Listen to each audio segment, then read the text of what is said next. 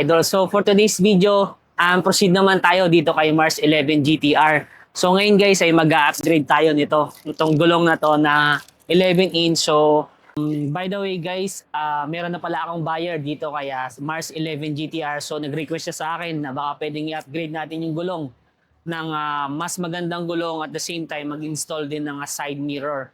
So ngayon guys ay share ko sa inyo kung paano mag-install. So dadalhin ko na lang siya sa shop para nang sa ganun is mas mabilis yung proseso. Okay, so dito pala sa ating ipapalit na tire, meron yung gel sa loob. Ayan o, para merong anti-punctured tire. Ayan, kung makita nyo, yan yung gel sa loob. Ayan.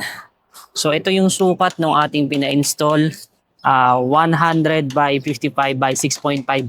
So medyo malapad yan kumpara dito. So yung pinagpalitan natin is, ito naman yung sukat. So 90 by 65 by 6.5. So ito naman is 100 by 55 by 6.5. So yan. Ito yung pinagkaiba nila. Oops.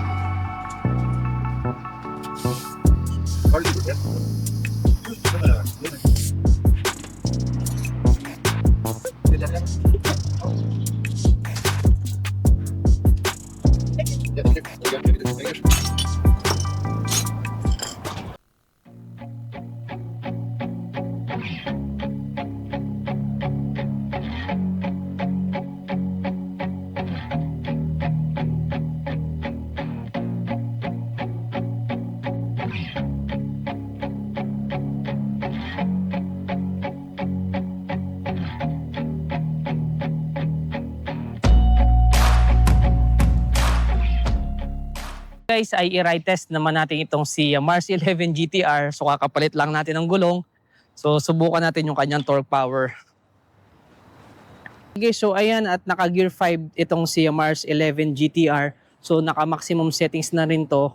So parinig ko lang sa inyo kung gaano kalakas kumamot si Mars 11 GTR.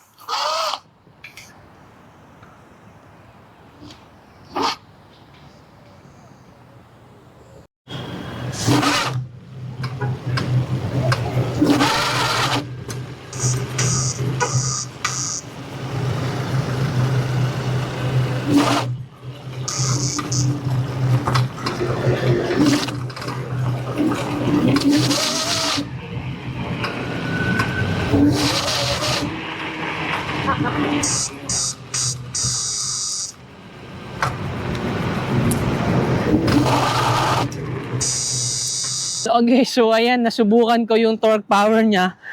Sobrang lakas mga idol. Ikaw ba naman ng 65 ampere times 2 yung kanyang controller na may 2,000 watts na motor. So ang lakas. At the same time, hindi pa to full charge guys ha. Nasa ano pa to. Siguro mga 90% pa lang yung battery charge nitong electric scooter nito. Nasa 82 volts pa lang yung nung inalis ko sa charging. So ang lakas ng kanyang torque guys, nakakapanibago. Medyo delikado to guys kapag ita-top speed natin kasi gumagalaw yung handlebar. So kaya minsan may phobia na rin ako sa pagta-top speed dahil sa ganito. To be honest, naka-stack lang siya doon ng ilang buwan. So nag-decide na rin ako na i-dispatch si Mars 11 GTR kasi nga guys, tatlo kasi yung electric scooter ko sa bahay. Meron ako nung 010X na kakabuild ko lang. Meron din ako nung Highboy Max Pro na hindi ko na rin nare-review. And then itong si Mars 11 GTR. Tapos meron pa akong isang bike doon na kakabili ko lang, yung Trek. So ang laki talaga mag-consume niya sa space, which is kailangan ko talaga mag-decide kung alin yung i-dispatch ko. And unang-una may nagkagusto nitong Mars 11 GTR. So nag-decide na ako na ibenta na lang itong si Mars 11 GTR. So to be honest, nasa ano pa lang to guys, hindi ko siya na top speed, hindi ko rin siya na ride ng malayuan kasi nga nasa 422 pa lang yung odo. So kumbaga swerteng-swerte talaga yung naka-avail nitong si Mars 11 GTR. So nanghihinayang man ako guys, pero kailangan ko talaga mag-decide kasi nga wala na talagang space sa bahay.